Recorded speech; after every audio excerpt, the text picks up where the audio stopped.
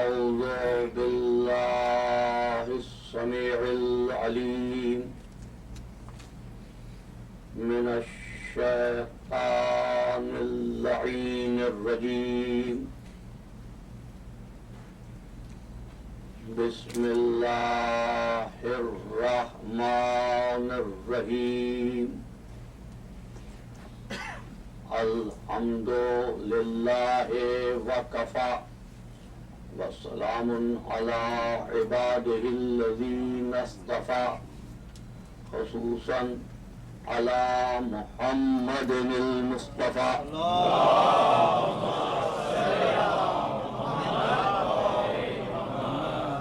وأهل بيته الطيبين الطاهرين المعصومين الشرفاء إنهم سفينة النجاة ومصباح الهدى أما بعد فقد قال الله تبارك وتعالى في محكم كتابه المبين وهو أصدق الصادقين بسم الله الرحمن الرحيم ألم أعهد إليكم يا بني آدم ألا تعبدوا الشيطان إنه لكم عدو مبين وأن اعبدوني هذا صراط مستقيم اللهم صل على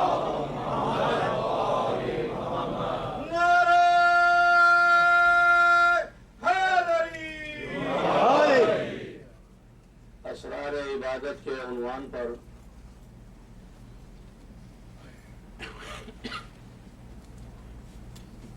نئی تقریر آپ کی معتبر سماعتوں کی نظر کی جا رہی ہے اور اس موقع پر دعاگو ہوں ان تمام خطبہ علماء اور ذاکرین نظام کے لیے جو مختلف جگہوں پر اس شہر میں یا دوسرے مقامات پر مجالس سے خطاب فرما رہے ہیں کہ پروردگار عالم ان کے زور بیان اور قوت لسان میں اضافہ فرمائے، ان کو صحت اور تندرستی کے ساتھ ان کے سائے کو اس قوم کے سر پر قائم و دائم رکھے، اور اتنی نصیحت بھی گزارش بھی میری جانب سے یہ ہے کہ یہ تذکرہ کرتے ہوئے انصاف سے نہیں عدل سے کام لیں۔ انصاف نصف سے ہے،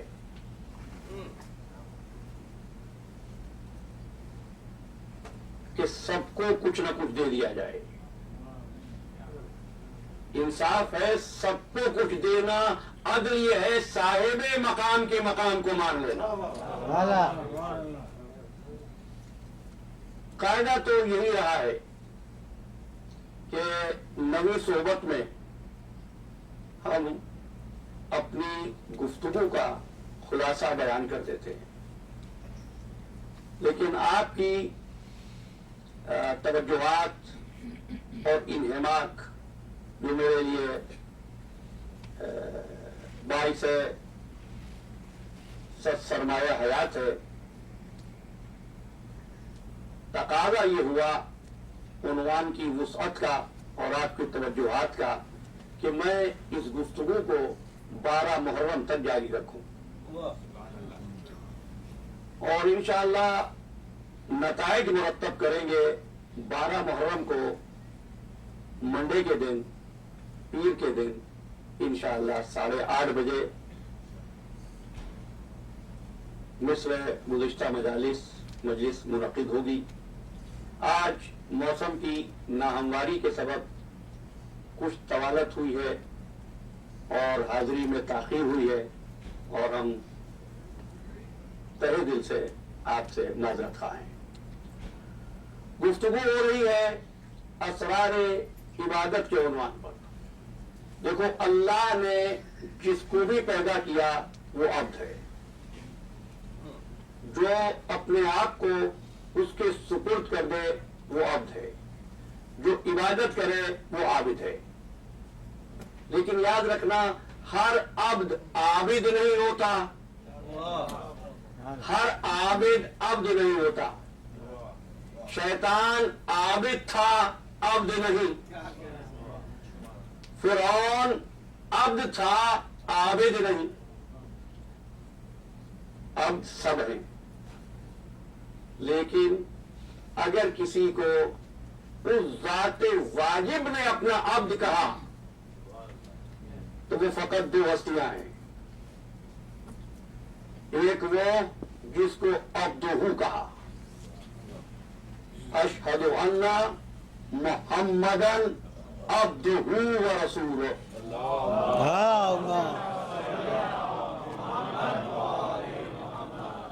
دوسرا وہ جس کے لیے فرمایا ان ہوا الا عبد انعمنا علیہ، سورہ زخرف.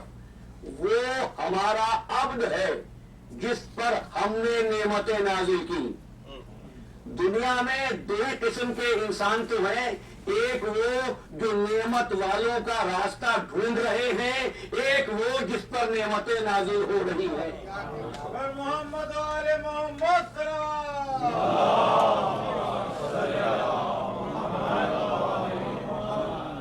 اور وہی ہیں جن سے خطاب کر کے فرمایا اذا سألک عبادی انی فانی قریب اجیب دعوت الداع اذا دعان، کہ جب مجھ کو پکارتا ہے میرا عبد تو میں جواب دیتا ہوں، اس کی بات کو سنتا ہوں. دنیا میں کوئی ایسا نہ ملے گا جو یہ کہہ سکے کہ اس کی ہر دعا قبول ہو گئی، ہر پکار کا جواب ملا. نہیں کہہ سکتا نا. لیکن کچھ ایسے ہیں کہ دعا کے لیے یا بددعا کے لیے اگر ارادہ بھی کر لیں تو پہاڑ اپنی جگہ چھوڑ دیتا ہے. انگلی اٹھا دے تو کمر شرما کے کٹ جاتا ہے، ہاتھ اٹھا دے تو ڈوبا ہوا آفتاب واپس پلٹ آیا کرتا ہے. یہ عبد ہیں اللہ کے. ان کی یاد ہی صلاۃ ہے، ان کا تذکرہ ہی عبادت ہے، ان کا نام لینا ہی نماز ہے، ان کو دل میں بسا لینا ہی نماز ہے. اسی لیے کل کی تقریر کو یہاں چھوڑا کہ موسیٰ کی قوم نے 50 نمازیں پڑھی، ایک دن میں 50 نمازیں پڑھی. اچھا دیکھیے آغاز کر رہا ہوں لیکن پیشہ سے دیر ہوئی ہے. آپ تیار ہیں کہ میں اسی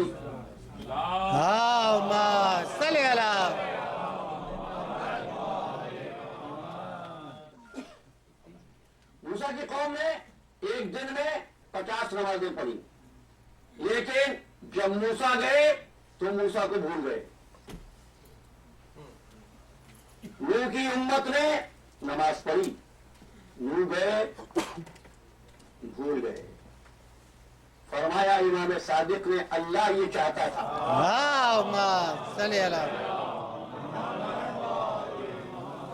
کہ قیامت تک یہ امت نہ محمد کو بھولنے پائے نہ آل محمد کو بھولنے پائے. اس لیے اس نے صلاۃ کو واجب کر دیا. کبھی غور کیا یہ شب و روز میں 5 نمازیں کیوں واجب ہیں؟ میں نے بڑی جستجو کی، تحقیق کی، اور مجھ کو پھر علل الشرائع میں شیخ صدوق کی کتاب باب الجنائز میں یہ روایت ملی کہ جب کسی نے آ کر امام جعفر صادق علیہ السلام سے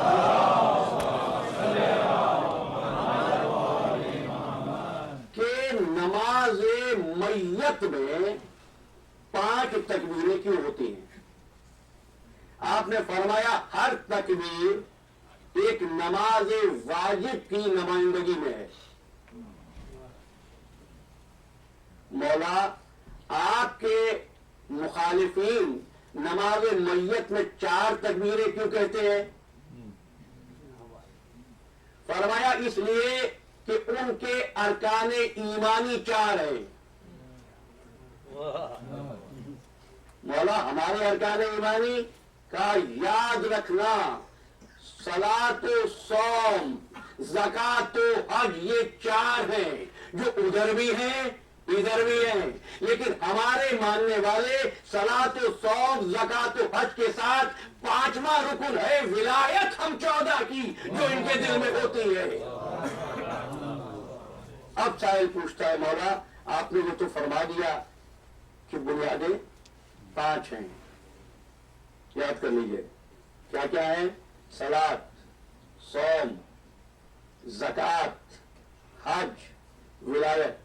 مولا ان میں سب سے افضل کون سی ہے؟ قبل اس کے کہ امام کچھ ارشاد فرماتے، سائل پوچھنے لگا کیا ان میں نماز سب سے بہتر ہے؟ آپ نے فرمایا اللہ کی قسم نہیں۔ کہا کیا صوم بہتر ہے؟ فرمایا میرے رب کی قسم نہیں۔ کیا زکات؟ فرمایا جس کے قبضے قدرت میں میری جان ہے نہیں۔ کہا حج؟ فرمایا ہرگز نہیں۔ کہا مولا پھر کیا؟ فرمایا ہم 14 کی ولایت۔ اب پوچھنے والا کہتا ہے مولا یہ عجیب بات نہیں ہو گئی؟ نماز اللہ کی ہے، روزہ اللہ کا ہے، حج اللہ کا ہے، زکات اللہ کا حکم ہے، اور آپ 14 کی ولایت ان سب سے بہتر ہو گئی جبکہ آپ ہماری طرح کے بشر ہیں۔ فرمایا سن، اللہ نے نماز واجب کی، سفر میں قصر ہو گئی، اللہ نے روزہ واجب کیا، بیماری میں قصر ہو گیا، اللہ نے حج واجب کیا، مفلس کو مستثنا کر دیا، اللہ نے زکات واجب کی، نادار کو چھوڑ دیا، لیکن ہم 14 کی ولایت ایسی ہے بالغ پر بھی واجب ہے، نابالغ پر بھی واجب ہے، مسافر پر بھی واجب ہے، مقیم پر بھی واجب ہے۔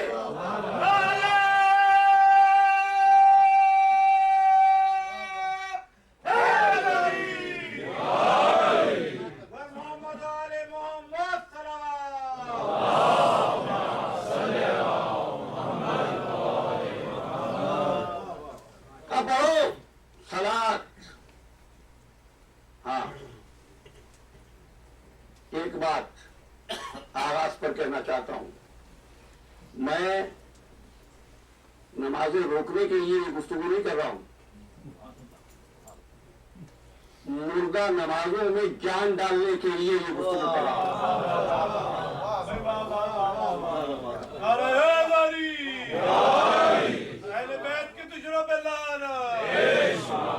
اور ایک بات اور کہتا ہوں، جوانوں سے بڑا نمازی کون ہوگا؟ جو اذان علی اکبر کو دل میں بسائے ہوئے ہیں۔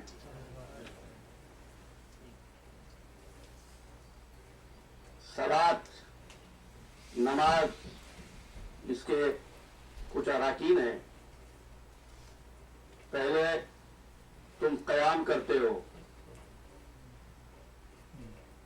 پھر قراءت کرتے ہو، پھر رکوع میں جاتے ہو، پھر سجدے میں جاتے ہو، پھر قعود میں بیٹھتے ہو، پھر سجدے میں جاتے ہو، پھر بیٹھتے ہو، اور پھر وحدانیت کا، ربوبیت کا، رسالت کا اور ولایت کا اقرار کرتے ہو۔ ٹھیک ہے؟ اچھا، جملہ ضائع نہ ہو۔ اب کتب اہل بیت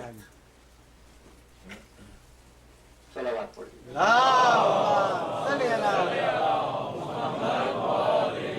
تھوڑا آگے آگے ہو جائے،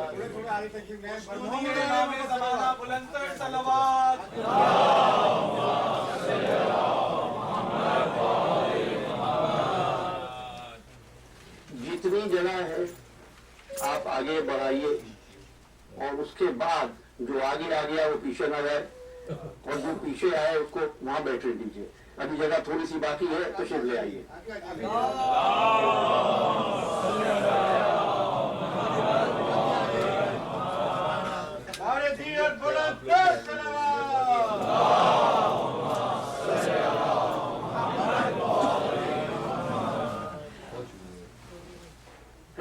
اچھا، اب सलात पढ़ना तो सबसे पहले कयाम से भी पहले तकबीर कहना।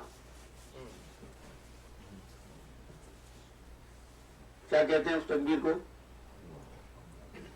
तकबीरतुल एहराम। हालांकि इस नमाज से पहले जो अजान तुमने कही है उसमें भी तकबीर है।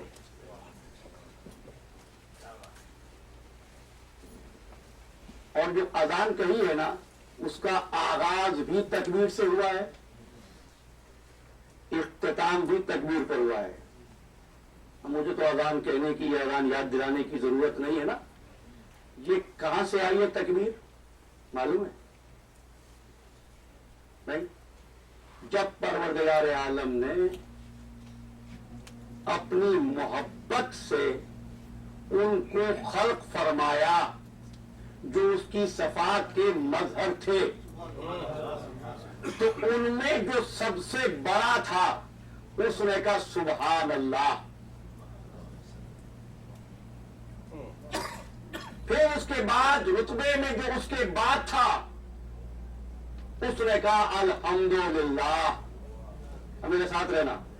इसके बाद जो बड़ा शहजादा था उसने कहा ला इलाहा इल्लल्लाह। और इसके बाद जो दूसरा शहजादा है उसने कहा अल्लाह अकबर।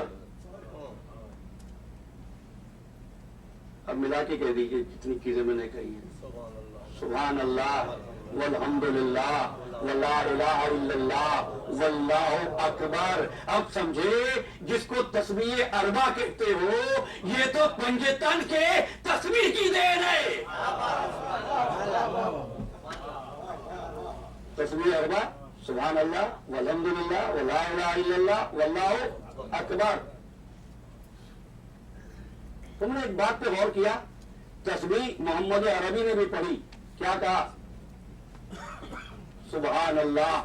तस्बीह अली मुर्तजा ने भी पढ़ी, क्या कहा? अल्हम्दुलिल्लाह। तस्बीह हसन मुर्तबा ने भी पढ़ी, क्या कहा? ला इलाहा इल्लल्लाह। तस्बीह हुसैन ने पढ़ी अल्लाह अकबर। नहीं, अभी नहीं पहुंचे। सबकी तस्बीह में तस्बीह पहले थी, अल्लाह बाद में था। हुसैन की तस्बीह में अल्लाह पहले है, अकबर बाद में। हुसैन ने ये फैसला कर दिया अल्लाह पहले है, अकबर बाद में है। तभी तो लाशे अकबर पर भी कहा मेरा अकबर रहे रहे ना रहे ना रहे, अल्लाह अकबर रहे। बस खालिक ने फैसला किया।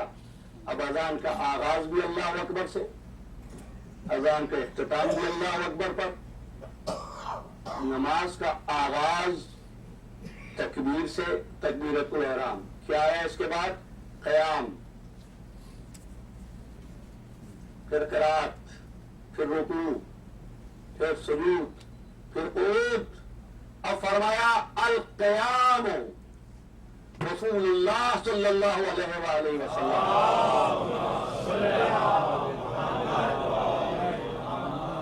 और रुकू अली ये मुर्तजा इब्ने अबी तालिब अलैहिस्सलातु वस्सलाम।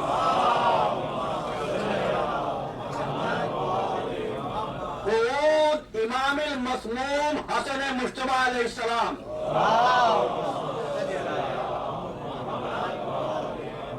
सजदा सुल्तान करबला मज़लूम नैनवा हुसैन इब्ने अली अलैहिस्सलाम।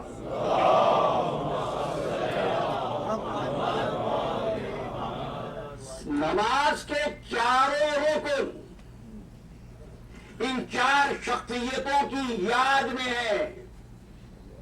क़याम रसूलुल्लाह की याद में, रुकू अली मुर्तजा की याद में, क़ुऊद हसन मुज्तबा के जिक्र में, सजदा हुसैन इब्ने अली की याद में। पूछोगे नहीं कि सिद्दीक़ा तहरा का मकाम क्या है? लिखते हैं नमाज की नीयत फातिमा ज़हरा सलामुल्लाह अलैहा।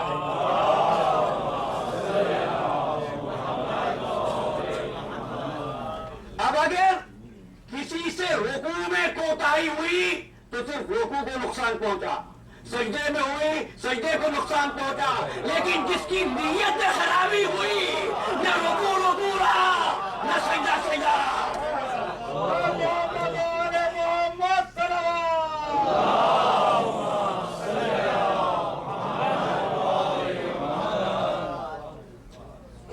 اچھا تو یہ قیام رسول اللہ کیوں ہے؟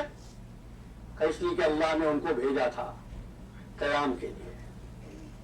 کیوں؟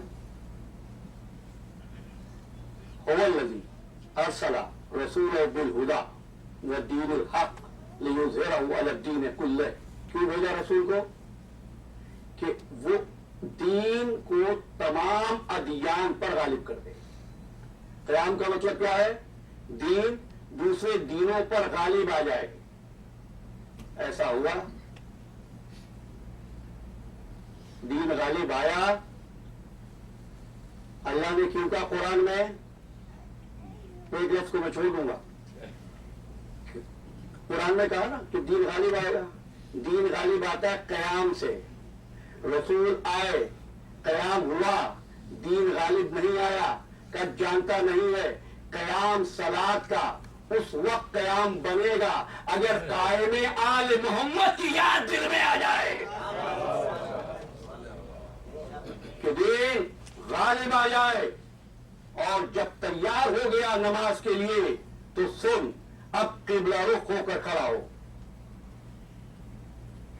اور قبلہ رخ کھڑے ہو کر اپنی ہتھیلیوں کو کعبے کی طرف کر۔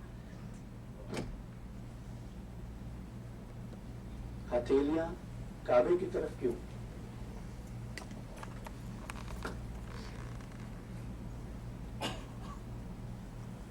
سنیں گے کعبے کی طرف کیوں؟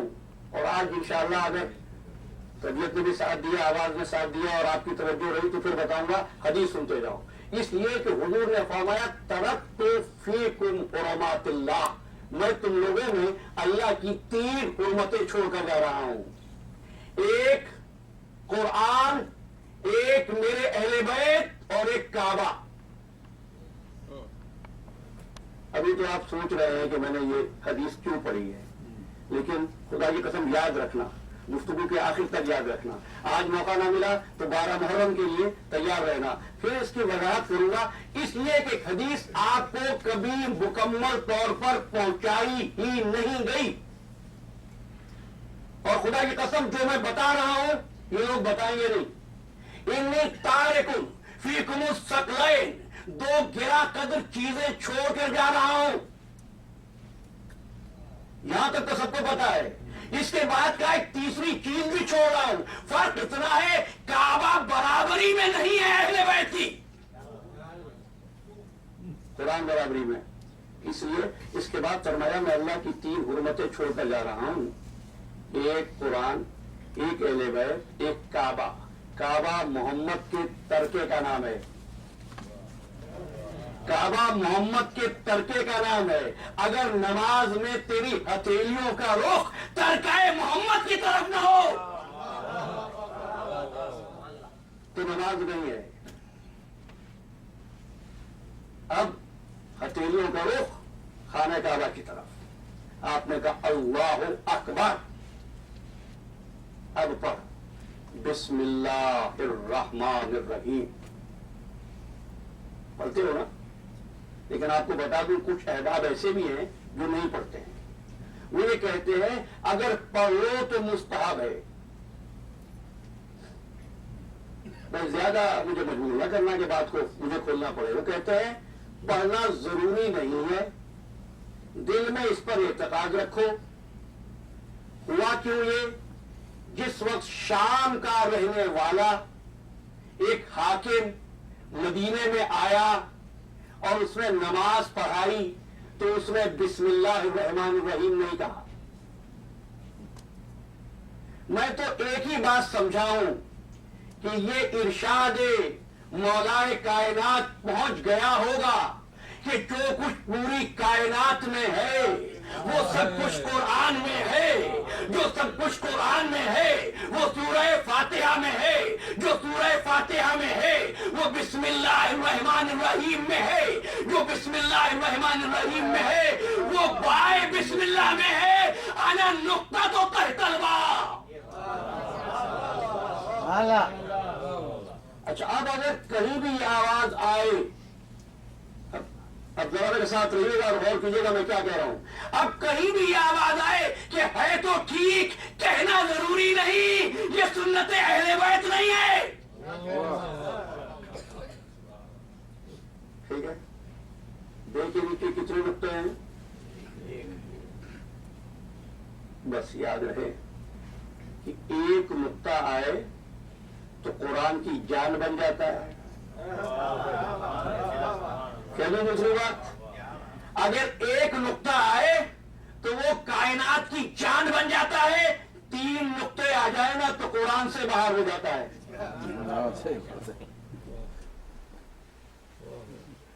कोई रहमत है कोई मेरे जुमले से, है ना? तो बिस्मिल्लाहिर्रहमानिर्रहीम कहो, इसके बाद अब पढ़ना अल्हम्दुलिल्लाहि रब्बिल आलमीन। हम अल्लाह के लिए जो आलमीन का रब है। अच्छा, नहीं पढ़ी ये सूरह फातिहा, हमने सूरह तौहीद पढ़ ली, नमाज हो जाएगी? देखिए माशाल्लाह इतने पढ़े लिखे अहबाब हैं, ये कुछ कहने की जरूरत ही नहीं, आप सबने का नमाज नहीं होगी। इतनी अहम है। क्यों अहम है भाई? क्या अहम बात है? ये सूरह फातिहा उम्मुल किताब है। उम्मुल किताब उम किसे कहते हैं? माँ को। माँ को माँ क्यों कहते हैं? कि अगर माँ ना हो तो औलाद नहीं हो सकती। माँ असल होती है। तो मुझे कहने दो, सूरह फातिहा असली किताब है ना? असली किताब है ना? तो जिसको सूरह फातिहा मालूम हो तो इतना तो मानो कि उसको असली किताब मालूम है। आपने खुद इकरार किया है कि असली किताब है, ये तो मानो कि उसको असली किताब मालूम है। कुरान नाजिल होने के बाद मालूम हो तो बड़ी बात नहीं। अगर किसी को कुरान नाजिल होने से पहले मालूम हो तो याद आया भाई कुरान 13 साल के बाद नाजिल हुआ, मोहम्मद अरबी के निकाह में अबू तालिब ने पढ़ा अल्हम्दुलिल्लाह रब्बिल आलमीन।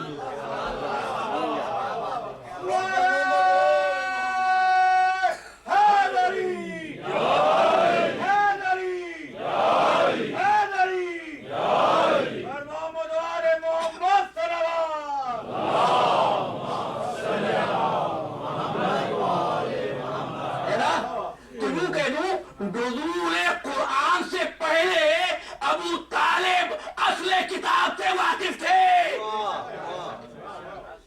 तो कुरान नाज़िल हो रहा 13 साल के बाद, ये अबू तालिब पहले कैसे पढ़ रहा है? देखो, दो बातें सुन लो इस घराने की। एक का नाम है अब्दुल मुत्तलिब, जो वालिद हैं हजरत अबू तालिब के, और जो हजरात इल्हामी किताबों का मुताला करते हैं, यानी तौरात, ज़बूर, इंजील, कुरान, अगर कहीं असल नुस्खे हों, तो तुमको मालूम होगा कि जब भी रसूलुल्लाह का नाम जिक्र हुआ तो कभी मोहम्मद नहीं कहा।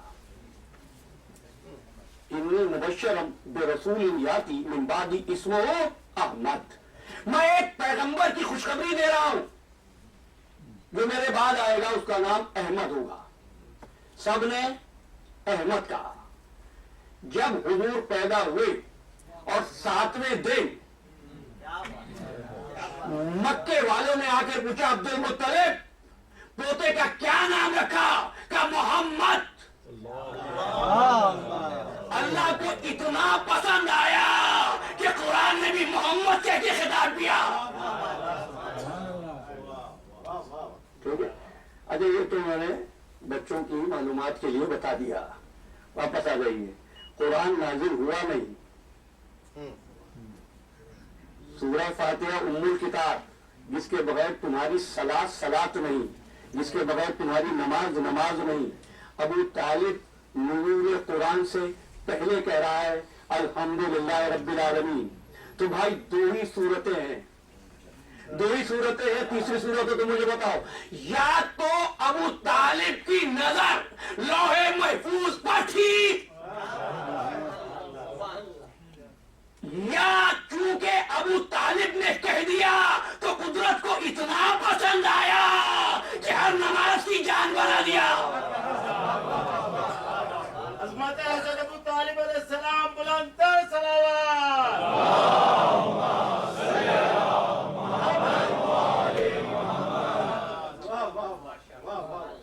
لیکن مسلمان کو فکر یہ نہیں ہے الحمدللہ رب العالمین کی، اس کو فکر ہے کلمہ پڑھنے کی۔ کلمہ نہیں پڑھا تھا۔ ابھی بچہ میرے سامنے بیٹھا ہے، میں اس سے پوچھوں یہ پیدا ہوا اس نے کلمہ پڑھا تھا؟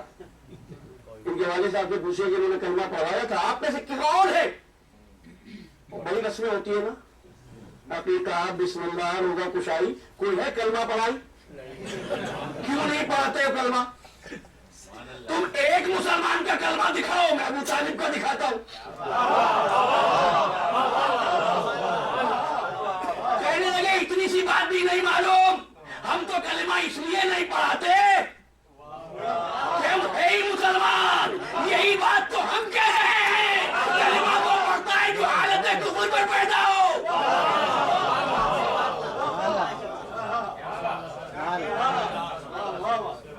اچھا دیکھیں گے ایک اور بات کہوں آپ سے، دیکھیں گے ابو طالب نے پرورش کی کا یہ ٹھیک ہے، ابو طالب نے رسول اللہ کا خیال رکھا کا یہ بھی ٹھیک ہے، ابو طالب رسول اللہ کے ساتھ ساتھ رہتے تھے کا یہ بھی ٹھیک ہے، کہ رسول بھی ان کے ساتھ ساتھ رہتے تھے کا یہ بھی ٹھیک ہے، کہ ایک گھر میں رہتے تھے کا یہ بھی ٹھیک ہے، ایک ساتھ کھانا کھاتے تھے یہ بھی ٹھیک ہے۔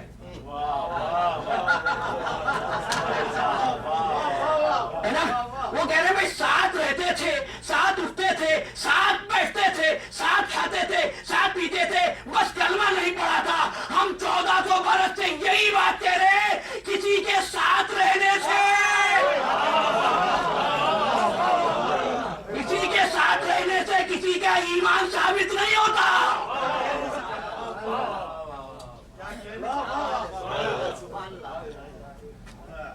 اچھا چلے آگے۔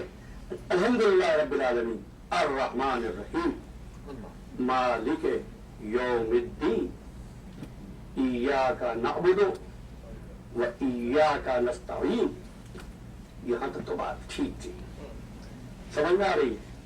ہمیں مولوی صاحب نے بتا دیا تھا کہ جب نماز پڑھنا غیر خدا کا خیال نہ لائے، دل میں بھی نہ آئے غیر الہ کا خیال، اور ہم تیار تھے کہ نہیں، غیر کے بارے میں سوچیں گے بھی نہیں۔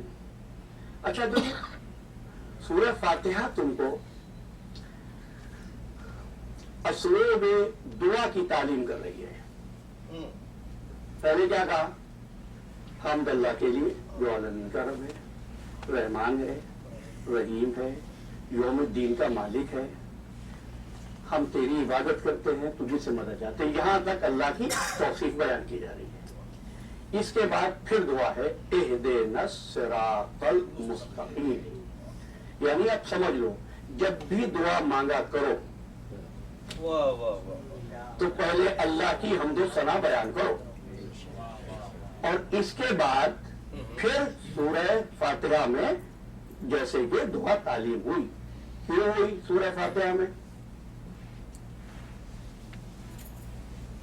سورہ زخرف وَإِنَّهُ فِي أُمِّ الْكِتَابِ لَدَيْنَا لَعَلِيٌّ حَكِيمٌ، کہ ہم نے ام الکتاب میں ایک علی حکیم رکھ دیا ہے۔ ابھی آپ نے مجھے بتا دیا ہے کہ ام الکتاب کیا ہے؟ سورہ فاتحہ۔ سورہ زخرف میں ارشاد ہو رہا ہے کہ ہم نے ام الکتاب میں ایک حکیم علی کو رکھ دیا ہے اپنے لدن سے۔ ایک سائل آ گیا امام جعفر صادق علیہ السلام،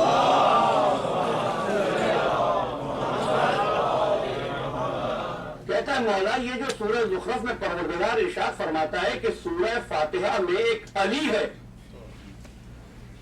سورہ فاتحہ میں تو کوئی علی نہیں ہے. آپ نے فرمایا کیا تو نماز میں نہیں کہتا اہدنا الصراط المستقیم؟ یہ صراط مستقیم ہی تو علی ہے. اچھا بھائی دعا ہو رہی ہے تو دعا مانگی، ایاک نعبد و ایاک نستعین اہدنا الصراط المستقیم. پروردگار ہم کو سیدھے راستے کی ہدایت فرما.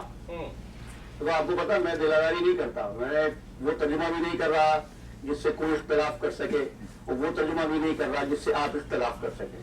یہ ترجمہ نا اہدنا الصراط المستقیم، ہم کو صراط مستقیم کی ہدایت فرما.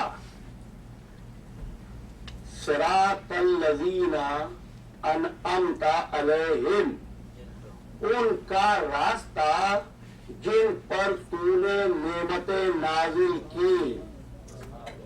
بس جب یہاں تک میں پہنچا تو میں نے کہا آئندہ نماز میں سورہ فاتحہ نہیں پڑھوں گا. کیوں کہا میں نے یہ؟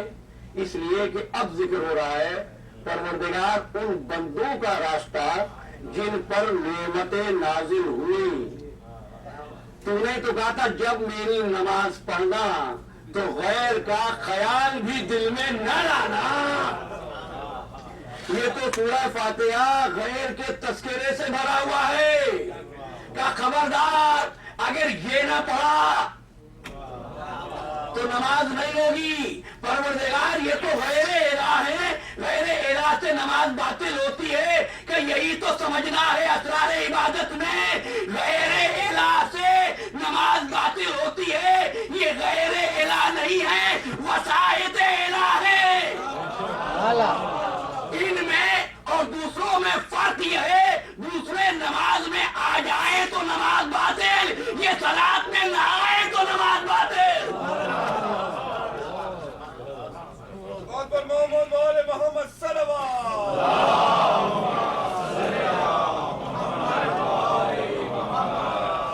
اور دیگر صلوات.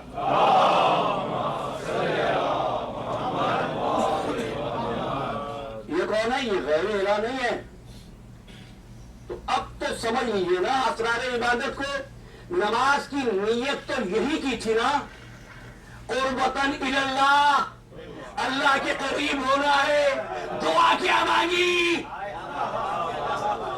ابھی وہ سمجھ لو اسرار عبادت کے عنوان پر نویں تقریر میں قرب الہی، قرب آل محمد کا نام ہے.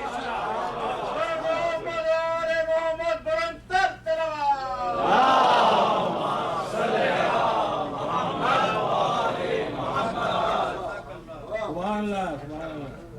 اچھا سورہ فاتحہ تمام ہوئی. دوسرا سورہ کا کوئی سا بھی پڑھ لو. اچھا ہاں، ہمارے رضوان اکبر صاحب نے ایک بات کی تھی کہ صاحب غیر کا خیال آئے تو نماز باطل، ان کا خیال نہ آئے تو نماز باطل. ٹھیک ہے میرے ساتھ ہے نا؟ اس میں مغلوب کا بھی تو ذکر ہے.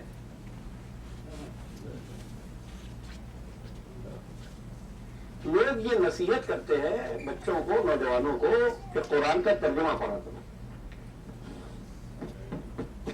یہ ارتضا نقوی یہاں سے آج ذمہ داری سے بات کہہ رہا ہے، ترجموں نے بگاڑ پیدا کیا ہے. انگریزی میں بھی، اردو میں بھی، فارسی میں بھی ہر جگہ بگاڑ ہے ترجمے کا. ابسولوٹلی. کیوں؟ کل شیء احصیناہ فی امام مبین، ہم نے ہر شے کا ایسا امام مبین میں کر دیا. ترجمہ ہے ہر شے کا علم امام کو دے دیا. علم کا تو لفظ ہی نہیں آیا. کیا کہہ رہے ہیں؟ ہم کو راستہ دکھا ان کا جن پر نعمتیں نازل ہوئی، نہ کہ ان کا جن پر غضب نازل ہوا. قرآن نے مغضوب کا ذکر نہیں کیا ہے، غیر المغضوب کا ذکر کیا ہے. مغلوب نہیں، غیر مغلوب. اور مجھے تقریباً 97 ترجموں میں صرف ایک مترجم کا ترجمہ ملا جس میں ایک پروردگار ان کا راستہ دکھا جن پر نعمتیں نازل کی، غضب نہیں کیا. ایک ہی ہے وَلَضَّالِّينَ، نہ وہ گمراہ ہیں. دوسرا سورہ کوئی سبھی پڑھ لینا. اچھا سورہ تمام ہو گیا. دوسرا اب کیا کرنا ہے کہ اب کرو رکوع. کیا کہتے ہیں رکوع کو؟ نہیں، رکوع میں آپ کیا کہتے ہیں؟ سبحان ربی العظیم وبحمدہ. اب تک جو گفتگو ہوئی تھی اس میں رب کی بات تھی، میرے رب کی بات نہیں تھی. اب نیت تھی قربتاً اللہ کی. راستہ مانگا نعمت والوں کا، اللہ کا قرب شروع ہوا. اور جیسے ہی پہنچا رکوع میں تو پہلا ربی العظیم، میرے رب. قربت ہو رہی ہے، قربت ہو رہی ہے رکوع کی. رکوع کسے کہتے ہیں؟ اب ذرا یہاں تھوڑی سی آپ تیار ہیں تو دیکھو. سورہ بقرہ میں ارشاد ہوا یا مریم اقنتی لربک، اے مریم قنوت پڑھ اپنے رب کے لیے. وسجدی، اور سجدہ کر. ورکعی مع الراکعین، اور رکوع کر رکوع کرنے والوں کے ساتھ.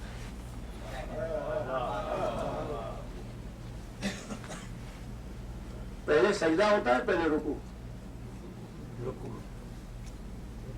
یہ مریم کو کیا حکم دے دیا؟ وسجدی، سجدہ کر. ورکعی، رکوع کر.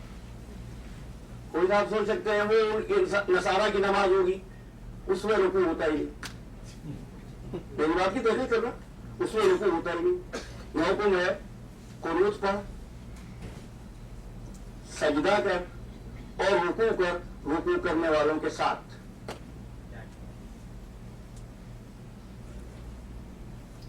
ایک اور ہے انما ولیکم اللہ ورسولہ والذین آمنوا الذین یقیمون الصلاۃ ویؤتون الزکاۃ وہم راکعون.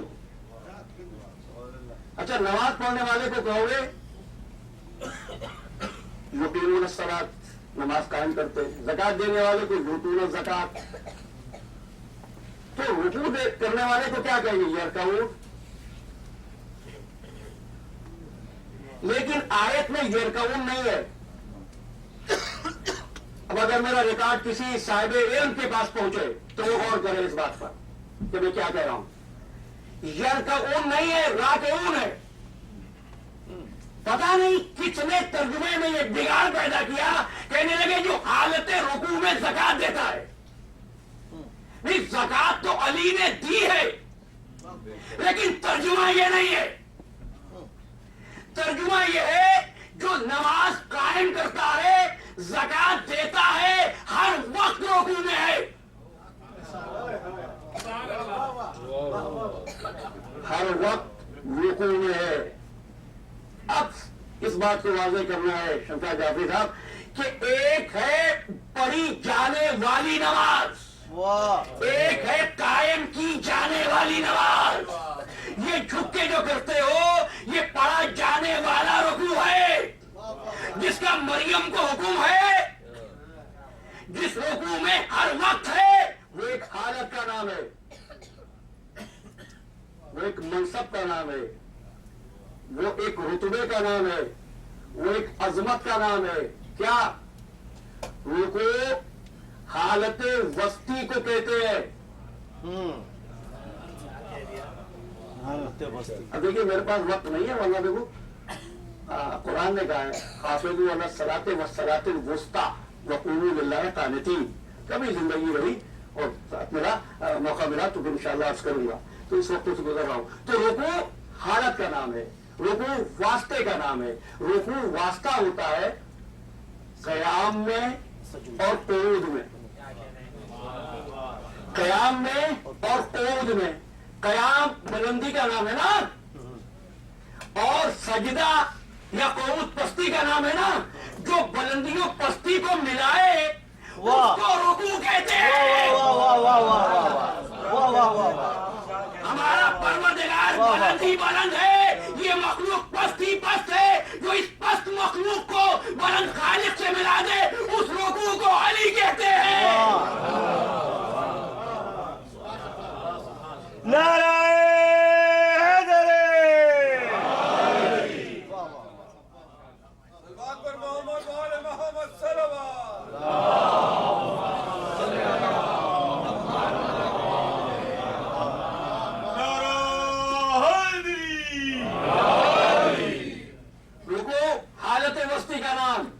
اس کے بعد بیٹھو گے اور اب سجدے میں جاؤ گے.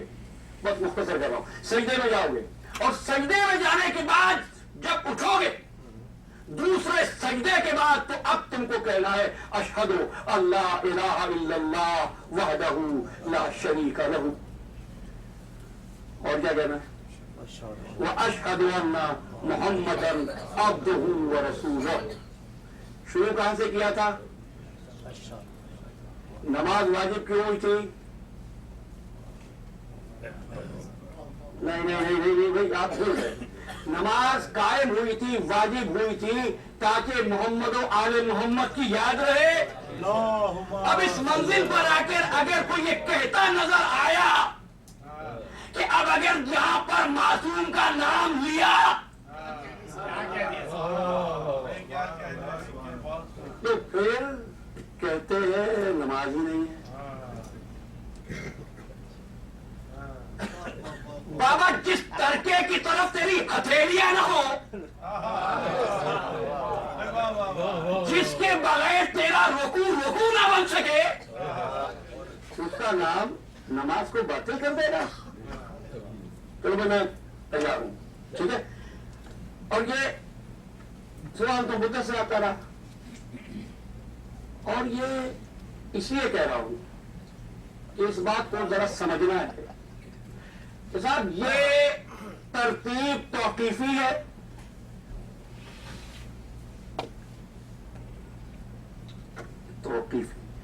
توقیفی کا مطلب ہوتا ہے کہ ترتیب جیسے اس وقت تھی ویسے ہی آج ہے. ٹھیک ہے. اور اگر اس سے آگے ہو تو صحت نماز جائے. اور جو قائل ہیں ان سے کہہ رہا ہوں، جو قائل نہیں ہیں ان سے ابھی بات کروں گا کہ یہ چیز حالت شک میں نہ ہو. اس لیے کہ اسرار عبادت یقین کا نام ہے، شک کا نہیں. فرمایا میرے مولا نے الاسلام هو التسلیم، التسلیم هو الیقین. ٹھیک ہے. اچھا تو سائل آ گیا آقائے بروجردی کے پاس. تھوڑا سا میں باہر نکلا ہوں، نماز سے کنارے آیا ہوں. کہتا ہے کہ کھڑے ہوتے ہوئے میری زبان سے یا علی نکل گیا.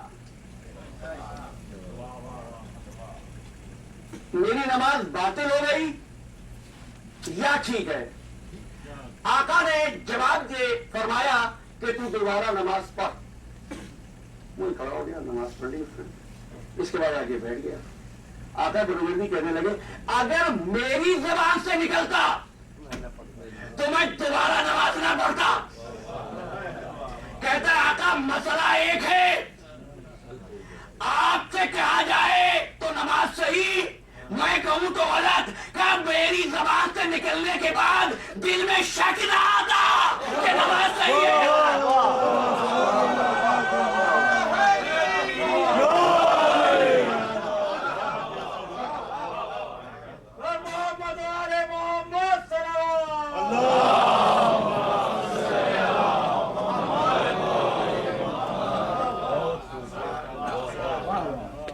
ٹھیک ہے نا. تو اب حوالہ دیتا ہوں. من لا یحضرہ الفقیہ، آپ کی کتب اربع میں سے ایک کتاب باب الصلاۃ، مسئلہ نمبر 938 938. حلبی نے آ کر امام جعفر صادق علیہ السلام سے پوچھا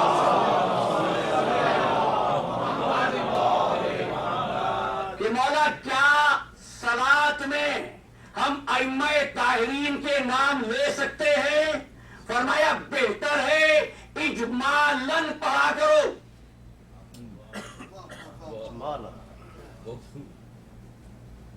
اب جنہوں نے واہ واہ کہی ہے اور وہ لگا سلامت رکھے، لیکن باقی حضرات اس لیے خاموش ہے کہ اجمالاً کا مطلب نہیں معلوم.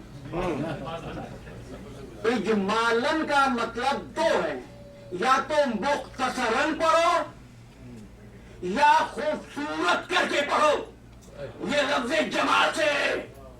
یعنی آپ نے فرمایا کہ جب نماز پڑھو تو ہم 14 کے ناموں کا تذکرہ اجمالی طور پر کیا کرو۔ اب جو چاہے آپ کا ترجمہ، آپ کا دل چاہے ترجمہ کرے، مختصر کریں یا خوبصورت کریں۔ آگے چلتے ہیں، اسی کتاب میں اسی باب میں دوسرا مسئلہ ہے 944 944 باب الصلاۃ۔ اس میں اس تشہد کا تفصیلاً ذکر ہے جو ائمہ طاہرین نے تعلیم فرمایا۔ اب مجھ سے سن لو، اشہد ان لا الہ الا اللہ وحدہ لا شریک لہ واشہد ان محمد ابن عبداللہ خاتم النبیین واشہد ان الائمۃ الراشدین المہدیین۔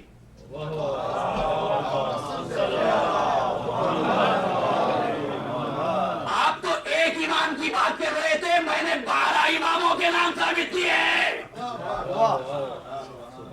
اب یا تو جا کر ہٹا دو من لا یحضر الفقیہ سے حدیث کو دھو دو، یا دوسروں کی نماز کو باطل کہنا چھوڑ دو۔ شیخ صدوق کہتے نماز کا حسن یہ ہے، نماز میں امکان یہ ہے کہ اگر تشہد میں علی ولی اللہ کہو گے تو قبولیت کے امکانات بڑھ جائیں گے۔ میں نے یہ نہیں کہا جو نہیں کہتا اس کی نماز باطل ہے، لیکن تم کو کچھ نے حق دیا ہے جو کہتا ہے اس کی نماز باطل ہے۔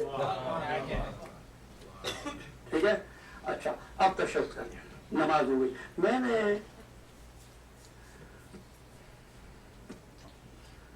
صرف 2 رکعت نماز پر بات کی۔ نماز اور رکعت کی تعداد تو مختلف ہوتی ہے لیکن اسٹینڈرڈ میں ان 2 رکعتوں میں ہر رکن آ جاتا ہے۔ اچھا اب ذرا بہت جلدی سے آپ یہ بتائیے کہ آپ عید الفطر کس دن مناتے ہیں؟ نہیں یہ جواب نہیں گا جو مجھے معلوم ہے، اس دن مناتے ہیں جس دن چاند نظر آتا ہے۔ اگلی صبح کو عید مناتے ہیں، ہے نا۔ عید الاضحیٰ کس دن مناتے ہیں؟ جس دن چاند نظر آئے، اس کے 10 دن کے بعد عید مناتے ہیں۔ محرم کی پہلی جمعرات کو کیوں ہوئی؟ 29 کو چاند نظر آ گیا۔ ٹھیک ہے نا، ایسے ہی ہوتا ہے نا، غلط نہ کرو دینا۔ ہر تہوار تمہارا، ہر عبادت تمہاری چاند سے ہوتی ہے۔ اب ذرا بتانا یہ صبح کی نماز کس وقت ہے؟ سورج نکلنے سے پہلے۔ ظہر کس وقت ہے؟ جب سورج کمال پہ جائے۔ عصر کس وقت ہے؟ جب سورج ڈھلنے لگے۔ مغرب کس وقت ہے؟ جب سورج ڈوب جائے۔ عشاء کس وقت ہے؟ جب اندھیرا چھا جائے۔ بھائی تمہارے سارے تہوار تو چاند سے ہے، یہ نماز سورج سے کیوں ہے؟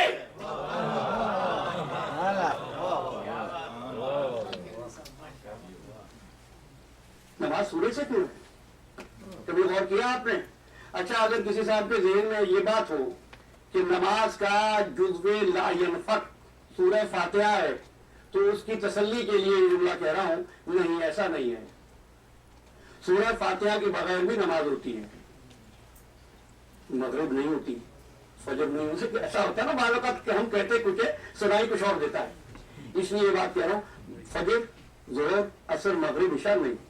اور ایک بات یاد رکھنا، جس چیز کا جزو اعظم ہوتا ہے نا، جب تک وہ نہ ہو اس پر وہ لفظ اپلائی نہیں ہوتا۔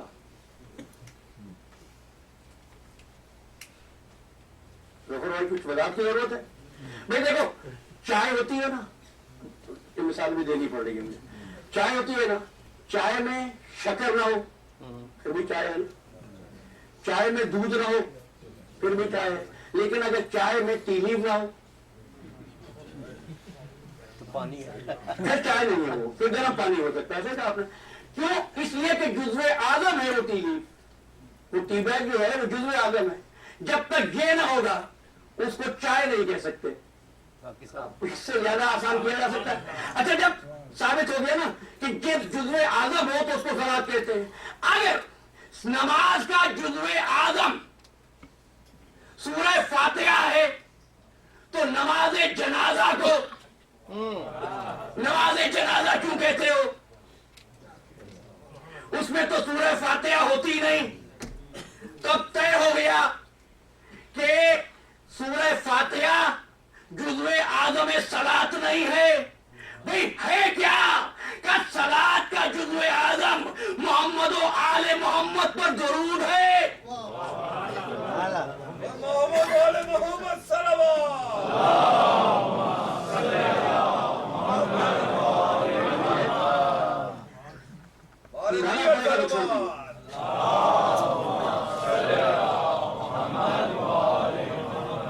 جزو اعظم درود ہے. چونکہ نماز جنازہ میں درود ہے اس لیے صلاۃ المیت کو تمام فقہاء نے اپنی کتابوں میں صلاۃ الجنائز کے باب باندھے. واضح ہو گئی بات.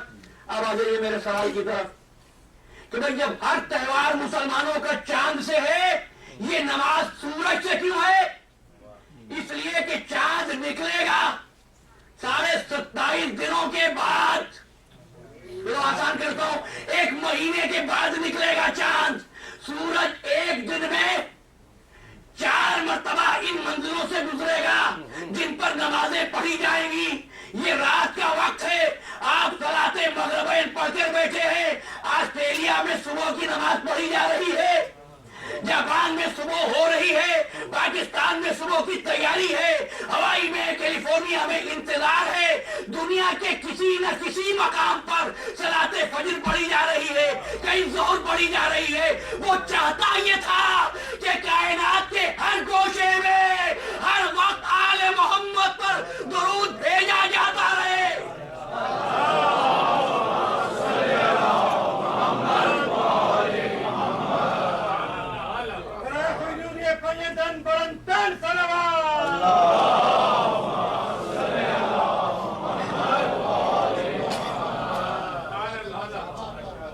سمجھ آ گیا بات؟ اچھا یہ صلاۃ تھی کتنی رکعتیں تھی؟ میں نے 2 کی بات کی نا. اچھا ایک بات جا کے دیکھ لینا للو شرائع میں. حضرت آدم علیہ السلام کے وقت سے حضرت آدم علیہ السلام کے وقت سے نماز کی رکعتیں ہمیشہ 2 تھیں. اب میں ان روایات میں نہیں جا رہا ہوں اور جہاں کہا گیا کہ نمازیں اتنی تھیں پھر اس میں تخفیف کی گئی نہیں. نمازیں ہمیشہ سے 2 رکعتیں تھیں. شیخ صدوق لکھتے ہیں کہ جب صدیقہ طاہرہ فاطمۃ الزہرا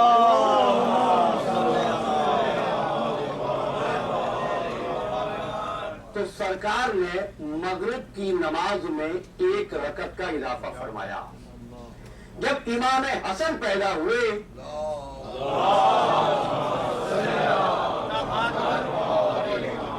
تو آپ نے ظہر کی نماز میں 2 رکعتوں کا اضافہ فرمایا. جب امام حسین علیہ السلام پیدا ہوئے تو آپ نے نماز عصر میں 2 رکعتوں کا اضافہ فرمایا.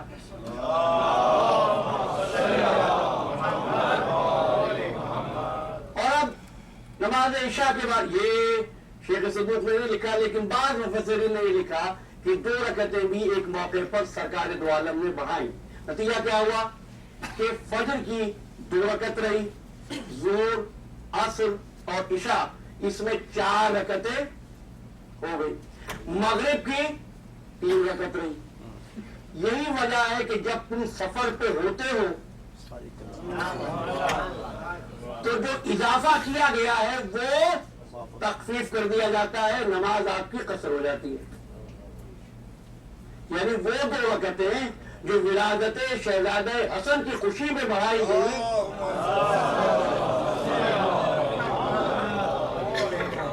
جو ولادت امام حسین کی خوشی میں بڑھائی گئی وہ 2 رکعتیں معاف, نماز قصر حالت سفر میں.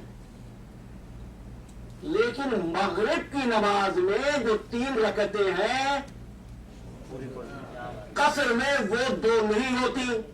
پوچھنے والے نے پوچھا کہ اس میں تخفیف کیوں نہیں ہوتی؟ اب نے فرمایا جانتا نہیں, مغرب کی نماز کی 2 رکعتوں میں اضافہ ہماری جدہ فاطمۃ الزہرا کی ولادت کی خوشی میں ہے.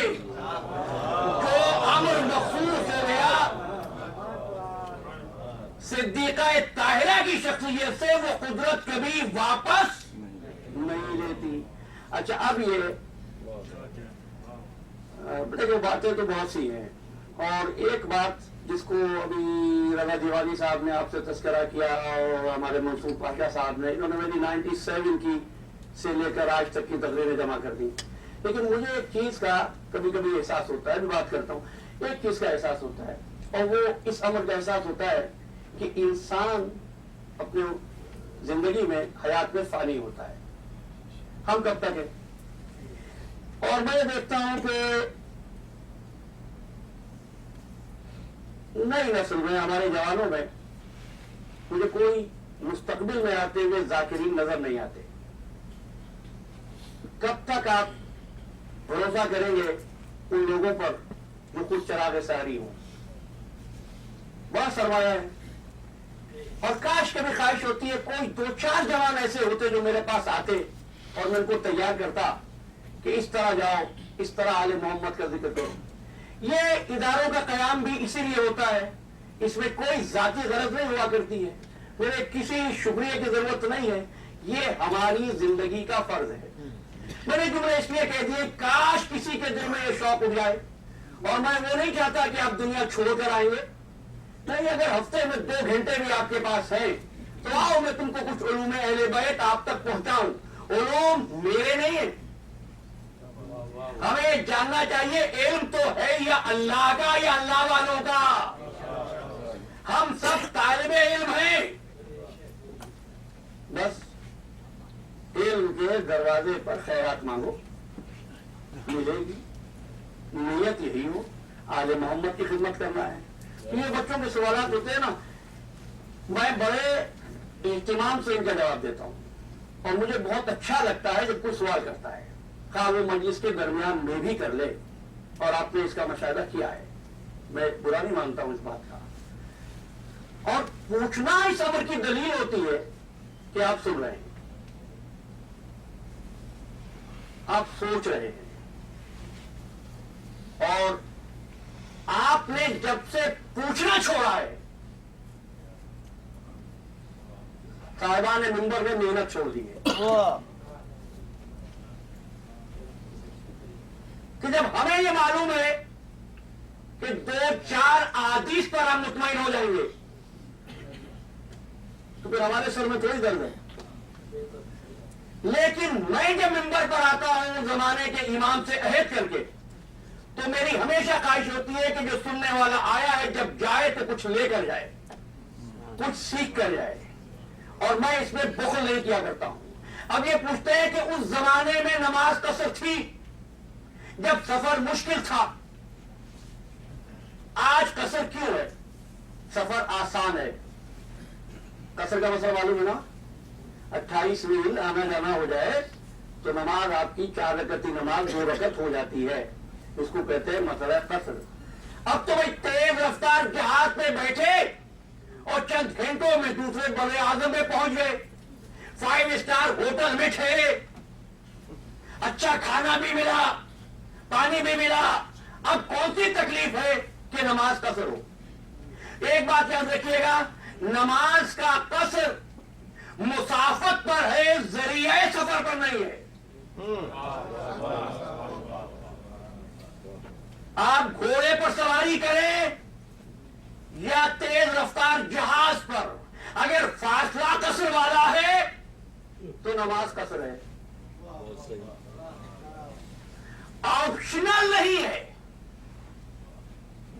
बुजुर्गों के लिए जुमला, बाद बुजुर्ग जवानी में रोजे रखते हैं, नमाजें पढ़ते हैं, जब ये चीज जहमत बन जाए रमजान के रोजों के लिए, तो शरीयत ने इजाजत दी है उन लोगों को जो रोजे की सख्ती बर्दाश्त ना कर सके, उससे उनके मर्ज की शिद्दत में इजाफा हो, तो रोजा रखना कमाल नहीं, गुनाह है।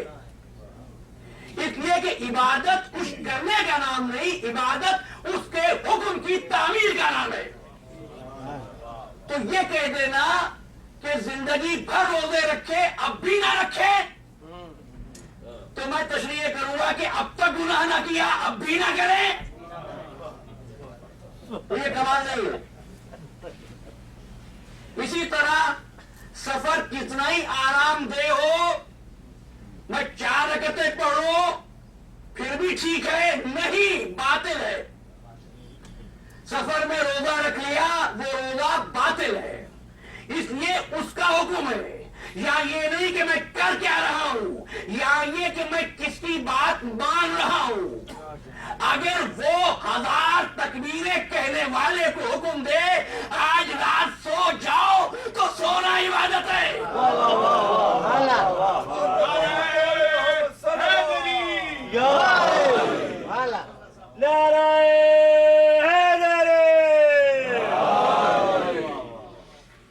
बात आप तक पहुंची? हाँ, तो पूछने में कसर क्यों है? आरामदेह सफर, रोजा कसर क्यों है? परवरदिगार की हर इबादत और इबादत का राज शराफत इंसानी से जुड़ा हुआ है। समझे क्यों कसर है? इसलिए कि जब कहीं कोई मुसाफिर हो, उसको हुक्म दिया मस्जिद में जाओ, नमाज पढ़। सफर में कभी पैसे कम हो सकते हैं, कभी खाना नहीं हो सकता, कभी अनएक्सपेक्टेड ऐसे एक्सपेंसेस हो कि पेट की भूख बुझाना भी मुश्किल हो जाए। अगर ये जाकर किसी से मांगे तो इज्जत नफ्स मजबूर है। कहा कि जा मस्जिद में और नमाज पढ़। अब एक मुसाफिर है, वो आ गया, जमात हो रही है, सबने 4 रकत पढ़ी और एक को आपने देखा कि 2 रकतों पर नमाज खत्म कर दी। अब आपको मालूम हो गया ये मुसाफिर है। अब आप पर वाजिब कर दिया परवरदिगार ने, जाके पूछो रहने की जगह है, खाना खाया है, आराम मिला है, इज्जत नफ्स भी रह गई, जरूरत भी पूरी हो गई। इसका नाम इबादत है। इसका नाम इबादत है। और जब ये हो जाए तो फिर ये समझना कि अगर तुम मुसाफिर के काम आ गए हो तो घर में आकर 2 रकत नमाज पढ़ना शुक्राने की। परवरदिगार तूने मुझे इस काबिल बना दिया कि मैं किसी के काम आ सका। समझिए ना क्या चीज हुई? इज्जत नफ्स। बस आखिरी जुमला, इज्जत नफ्स। वो नहीं चाहता कोई मुसाफिर हाथ फैलाता, इज्जत जाती, मिलता या ना मिलता। जो नहीं चाहता कि एक आम मुसलमान की इज्जत नफ्स भी मजरूह हो, एक मुसलमान को किसी से कुछ मांगना पड़े, उस उम्मत को ये बात याद रखनी चाहिए कि एक दिन उस पैगंबर की बेटी जिसका तुम कलिमा पढ़ते हो, वो भी कुछ मांगने के लिए आई थी। नहीं, मैंने एक वादा किया था, आपने याद दिलाया, मुझे खुद याद आ गया। आपने क्या फरमाया था हुजूर ने? मैं 3 चीजें छोड़कर जा रहा हूं, अल्लाह की हुर्मतें 3 छोड़कर जा रहा हूं।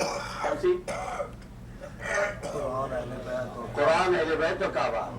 तो कुरान भी तरका है, अहले बैत भी तरका है, काबा भी तरका है। तरका किसको मिलता है? किसको मिलता है? औलाद को ना। तरका हमेशा वारिस को मिलता है। पैगंबर की औलाद कौन है? तब कहने दो, कुरान तरका है, फातिमा वारिस है। काबा तरका है, फातिमा वारिस है। अहले बैत तरका है, फातिमा ज़हरा वारिस है। तो मैं एक बात और कहता हूं, ये बहस छिड़ती है, मैं इन मामलात में नहीं जाया करता हूं, लेकिन कह रहा हूं कि जब पैगंबर की एक नहीं 4 बेटियां थी, ये बताओ आकर तरके पर दावा किसने किया था? जिसने दावा किया बस वही बेटी थी। अच्छा, अगर तरके में से वारिस की इजाजत के बगैर खा वो छोटी सी सुई हो, कपड़े में धागा डालने के लिए, टांका लगाने के लिए इस्तेमाल कर ली जाए, क्या शरअन जायज है? नहीं। उन्होंने शरीयत वालों से पूछ रहा हूं, क्या शरअन जायज है? नहीं जायज है ना। जब तक वो कपड़ा रहे اور وہ ٹانکا رہے، اگر نماز پڑھے گا تو نماز حرام ہے، روزہ رکھے گا روزہ حرام ہے، حج کرے گا حج حرام ہے، اور صدقہ زکات دے گا تو وہ حرام ہے۔ تو قرآن ترکہ ہے، زہرا وارث ہے، اگر زہرا راضی نہ ہو تو کیسی قرات اور کیسی تلاوت؟ اگر زہرا راضی نہ ہو، لاکھ کعبے کی طرف رخ کر کعبہ بھی لعنت بھیجے گا، قرآن بھی لعنت بھیجے گا۔ بی بی پاک کہتے ہیں یا مولانا۔ اسی لیے سرکار دو عالم نے فرمایا، حسین روحانی صاحب کے ایک سوال کا جواب دے رہا ہوں کہ فاطمہ کی رضا سے اللہ راضی ہوتا ہے اور فاطمہ کے غضب سے اللہ غضبناک ہوتا ہے۔ راضی ہونا اور ناراض ہونا یہ دو کیفیتیں ہیں نا۔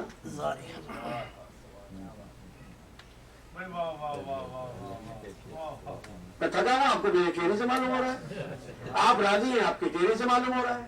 اگر آپ ناراض ہو جائے مجھ سے، آپ کو کچھ کہنا بھی نہیں پڑے گا، آپ کا چہرہ بتا دے گا۔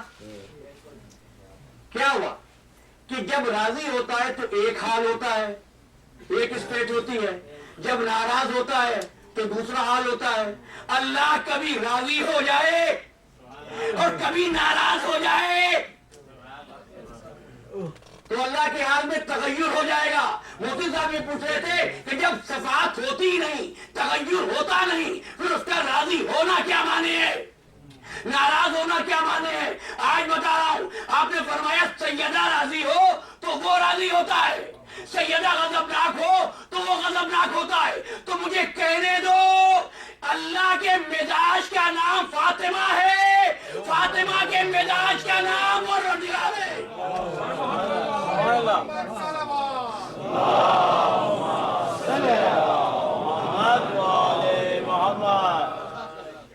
مزاج فاطمہ کا نام،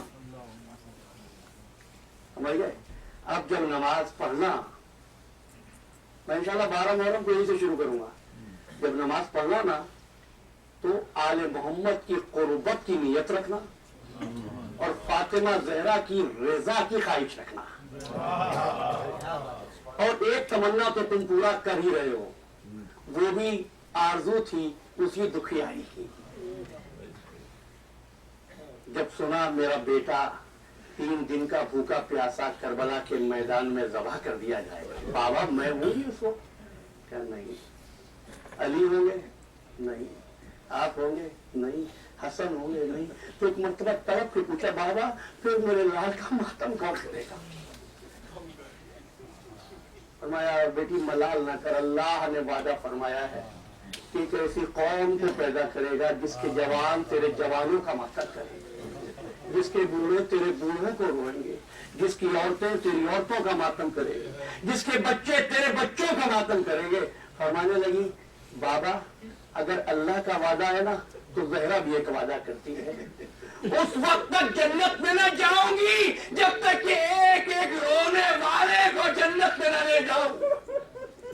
گفتگو تمام ہو گئی۔ کل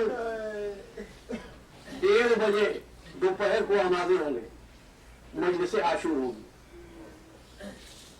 ضرور آنا، تم نے بڑی زحمت اٹھائی ہے، اور 2 روز موسم کی ناہمواری میں جو تم آئے ہو نا، لیکن خیال رہے، یاد رہے، جب گھر سے نکلے تھے اس تکلیف میں تو کوئی بیوی اس وقت بھی دعائیں دے رہی تھی، پروردگار ان کے گھروں کو سلامت رکھ، یہ میرے بچے کا ماتم کرنے جا رہے ہیں۔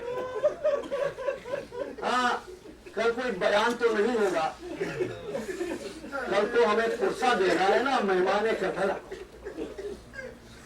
جس گھر میں ایک جنازہ ہو وہاں کوئی بیان نہیں ہوتا، جس گھر میں 72 جنازے کل پرسہ دینا ہے۔ آج کی رات خانوادہ نبوت پر وہ رات تھی کہ بچے اپنی ماؤں کے ساتھ تھے، بھائی بہنوں کے ساتھ تھے، وارث موجود تھے۔ حسین ابن علی نے ایک مرتبہ آسمان کی طرف نگاہ اٹھائی، परवरदिगार ये तेरे रसूल का घराना है ना, आज इन घरों में रोशनी है, कल इन घरों में चरागा ना होगा। इसके बाद तय किया कि देखूं खेमों में क्या हो रहा है। हुसैन एक मर्तबा ज़ैनब के खेमे की तरफ आए, देखा औन मोहम्मद को बिठाया हुआ है, फरमा रही औन मोहम्मद कल मेरे दूध की लाज रख लेना, तुम जाफर तैयार के पोते हो, हैदर के नवासे हो। एक मर्तबा ज़ैनब के खेमे से निकले, उम्मे लैला के खेमे में आए, क्या देखा? अली अकबर को लटाया हुआ है, सर जानू पर है, एक हाथ में शमा है, एक हाथ से बालों में शाना फरमा रही है और कहती है मेरे चांद आज ये चेहरा देख लेने दे, कल ये चांद सा चेहरा खाको खून में मिल जाएगा। सब खेमे में देखते हुए जब हुसैन बढ़ रहे थे तो एक मर्तबा उम्मे रबाब के खेमे से सिसकियों की आवाजें आई। दाखिल हुए खेमे में, उम्मे रबाब क्यों रो रही हो, क्या बच्चा खत्म हो गया? क्या नहीं सैयद सरदार, बच्चे पर नहीं अपनी किस्मत पर आंसू बहा रही हैं। कल मोहम्मद भी जाएंगे, अली अकबर भी जाएंगे, कासिम भी जाएंगे, काश मेरा असगर घुटनियों चलने के काबिल होता।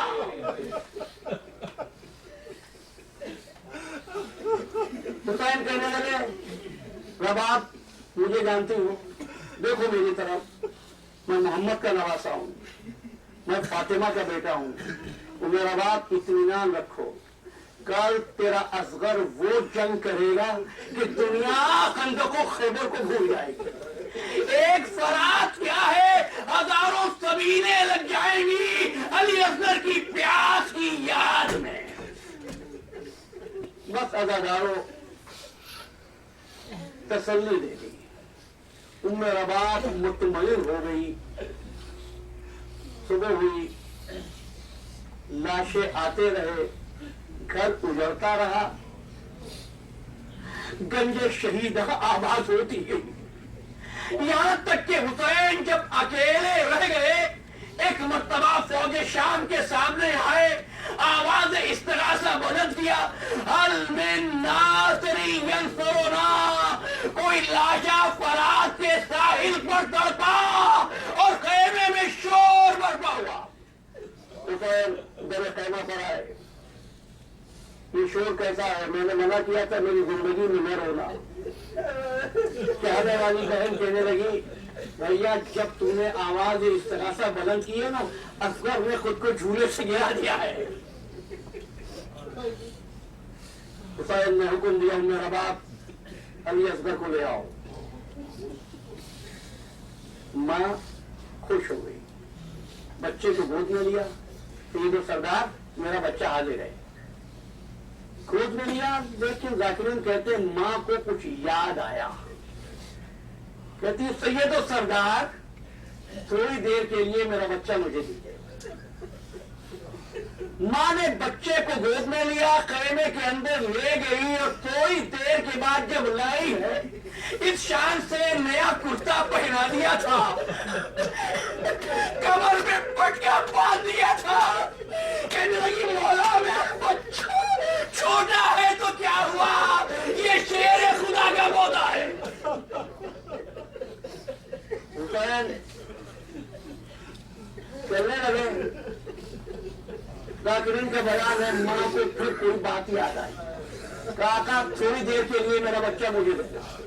फिर गोद में लिया, माँ ने बेटे के कान में कुछ कहा, फिर बच्चा भी बहुत रोया और माँ भी बहुत रोई।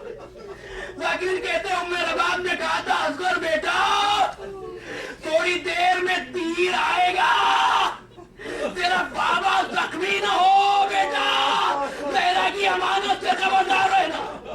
बेटे थोड़ी देर के बाद तू अपने दादा की खिदमत में पहुंच जाएगा, अगर तेरे दादा तुझको पानी दे तो अपने बाबा से पहले न पीना, अपनी दादी को मेरा सलाम कहना, और अगर शिकायत करे मुंह धुला के नहीं भेजा तो कहना माँ को पानी न मिला था।